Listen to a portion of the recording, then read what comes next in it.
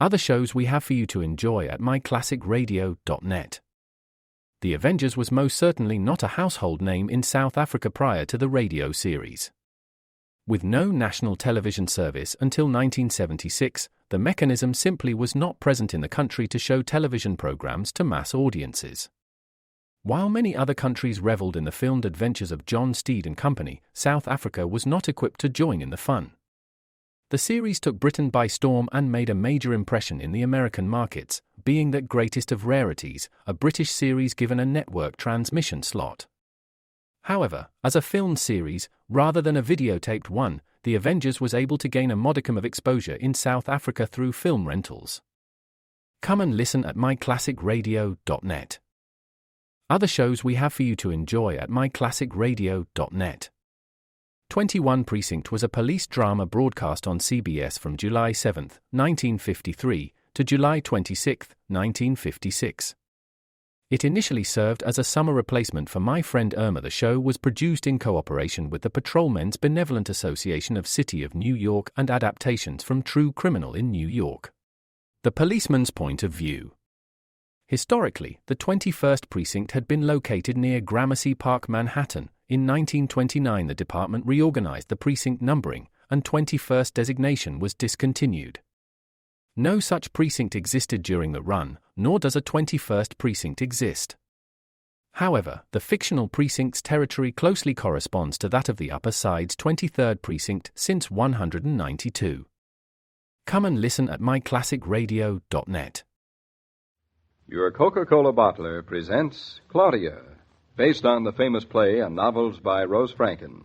Brought to you transcribed Monday through Friday by your friendly neighbor who bottles Coca-Cola. Relax, and while you're listening, refresh yourself. Have a Coke. And now, Claudia. I seem to be missing an ashtray someplace. David, have you seen it? Goes right on this table, but... Oh, here it is under your tobacco pouch. I don't see why you're making such a fuss. I'm not making a fuss. I'm just trying to get the living room to look as nice as it can for Mama's sake. What's Mama's sake got to do with it? Oh, for heaven's sakes, David, it's her living room. Especially because she isn't home, I don't want it to not look up to snuff. Mama doesn't use snuff. Oh. If I thought you'd go to such ends, I wouldn't have asked Roger to drop up tonight. But I love going to ends, especially when I can make them meet. You think Roger will want to see the baby? No. You don't? Why should he want to see the baby? Oh, I just thought he might. Some people do. Well, Roger's not that kind of people. I guess not. I guess you wouldn't be either about some other person's baby. I'm not even about my own. Oh, sure. All right. Don't believe it. Maybe I ought to fix the baby's bed, just in case Roger's in a polite mood. Why don't you ask the baby if he feels like having company? That's an idea. I'll go right now. After all, Bobby's to be considered as much as anybody else. He might not feel sociable tonight. I'll ask him. Well, put yourself in his place. If you were a baby, would you like a procession of people coming in, leaning over the side of your carriage and disturbing you just to say, goo, goo, make funny faces at you? I wouldn't like it at all. Bobby probably doesn't either.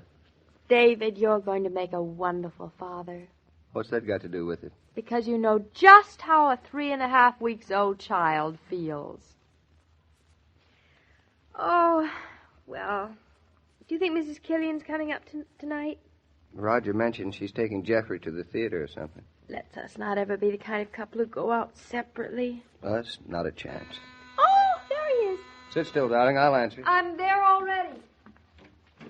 Come in, Roger. Well, how's the little mother? Me, I'm fine. Hardly a mother anymore.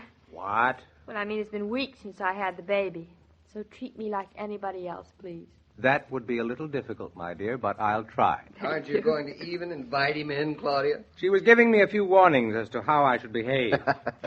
Well, don't pay any attention to her. I always pay attention to Claudia, and I'm very glad of it. You Come on see, in, David? Thank you. She won't be fit to live with for a week. Wait till I get a hold of you tomorrow, old man. I shall play sick tomorrow. Sit down, Roger. Thank you.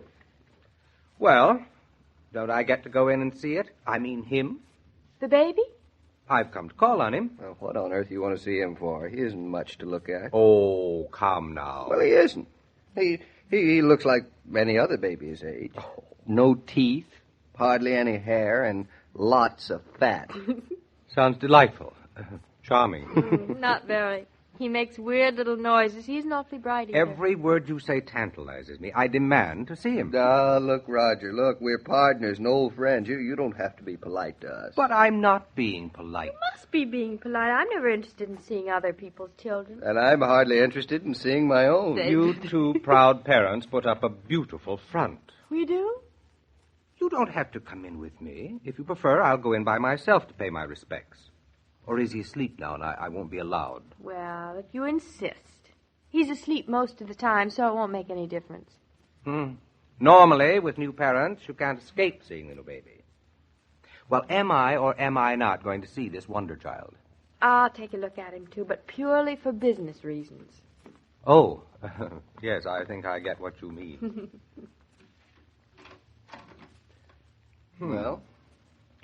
Well, there he is.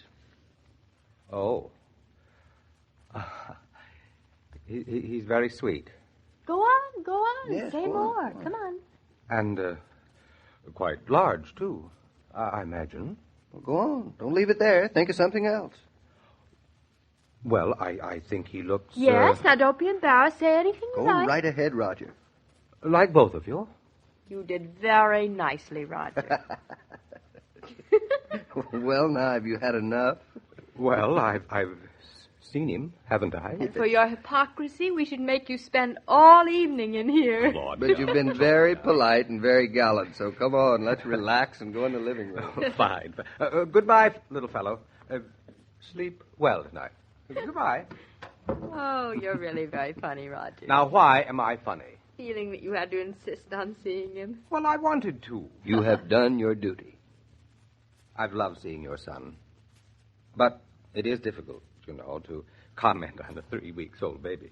David can hardly understand why he didn't sprout full-grown with a trout pole in his hand. Oh, it would be simpler that way. Well, what else have you decided for him? Decided for him? Mm-hmm. You've made a trout fisherman out of him. About his future, I mean. Oh, that. Well, we're taking him off his 2 o'clock feeding starting tonight. Oh, He didn't even wake up last night. I don't think that those are the details that Roger was interested in. I didn't think so either. I'm not especially, so I was surprised when he asked. Roger means Bobby's future. Exactly. Oh, his future. Yes. You know, that sounds awfully far off. When does it come? Much sooner and much faster than you think. That soon? That soon. So soon that you won't have much time to plan a life for your son. And you can't wait for chance or incident to plan it for you. I remember when my boy was born, there were certain things I'd arranged for right then and there. But, of course, there were some things I didn't count on. But I have the satisfaction of saying that I can look back and say that at least the physical things I did for him were right. Roger's not the physical things that are the most important. No, I know. But those are the few you can plan on, and they are important, too. Such as? The schools you'll send him to. We have to decide that now? Well, most certainly. It's not too easy to get your boy in the right school and university. The sooner you enroll him, the better. Well, I should think he'd want to decide that for himself. Like you decided for yourself that you didn't want to go to school. Now, let's not get personal about this. We are talking about our son. And that's not personal? Well, not Now as... you have a boy 3 weeks old, and you know approximately the kind of person that you hope he will turn out. Hope so. David has certain ideas of education for him, and he can arrange for his son right now to have that kind of education. David, what preparatory school did you go to? I went to the Craig School. Do you like it? Oh, I like it very much. You mean you like going to school? I certainly did. Braggart. Well, if I were you, I think it would be good to have him follow in your footsteps.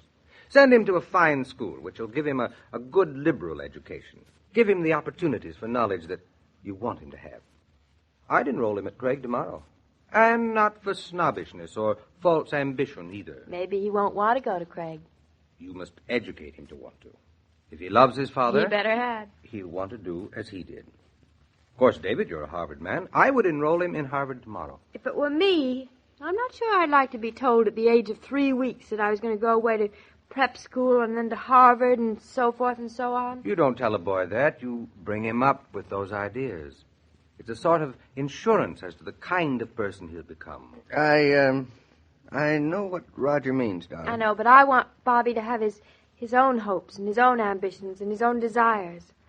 For all I know, he might not be interested in going to college. Why, lots of wonderful people have never been to college.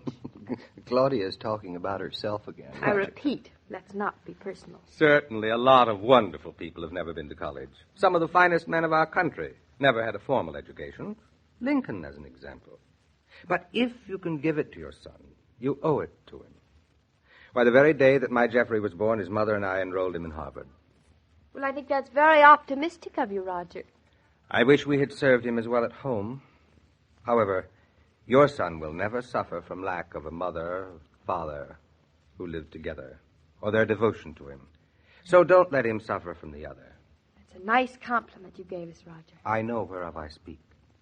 The few days my son and I spent in your home were a life's education to me. So actually, I think I have great cheek to advise you at all. Oh, on the contrary, Roger. My interest in you is very selfish. I think it would make me feel I had made fewer mistakes if you made none. Oh, we'll make mistakes. I can hardly wait to see what they are, as a matter of fact. Well, what do you think? Do we take that 3-week piece of protoplasm in the next room and start molding him into a solid citizen? Well, I suppose it's never too early to start. That's right. David, do you want him to go to the school you went to? You turned out all right. Things are a little different now than they were then. I suppose so. Education's different, too. I've thought of it, and I lean toward seeing my boy go to the public school in Eastbrook. I hope you'd say that, David. It's not because I'm putting up the stones and brick that I want him to go to Eastbrook School, but because I think it gives the boy a sense of belonging to go to the community school with his neighbors and friends. I agree.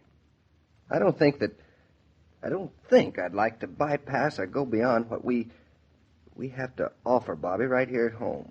I know, but it's a little different for Bobby than it was for you. Oh, I'm so glad you feel that way, David.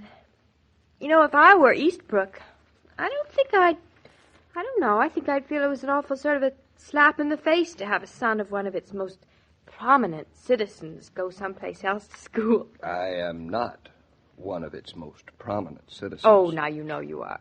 And you are not Eastbrook, my love. No, you're right But there. I think you have the right idea. Claudia always she always makes sense, one way or another. That is because I have David. You see, Roger, I know what it is I really want to educate my son for. You do?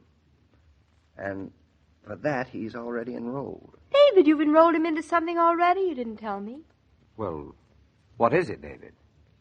Bobby's enrolled as a citizen of this country.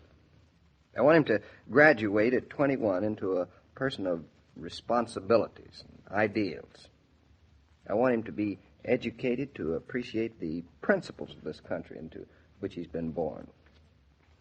I've enrolled him into a life of service and usefulness and hope and idealism. I look to the day when he'll have a diploma of manhood, integrity, and loyalty. That he'll know how to live side by side with his neighbors in peace and cooperation. He'll have that, David. He comes by it. That's his heritage, and a very fine one.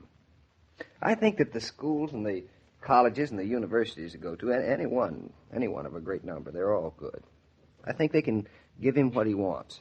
If he knows what it is he wants. Now, that's the greatest education of all. I think if he's the kind of man who knows what he's getting an education for, he won't have any trouble getting it anywhere. A number of women get on a bus loaded with bundles. Some look all tuckered out. Some look fresh as daisies. A lot is in the way you go about things. If you pause for ice-cold Coca-Cola during shopping trips, I'll wager you'll look fresher as you carry your packages home. The pause that refreshes is well named. Coke does help you shop refreshed.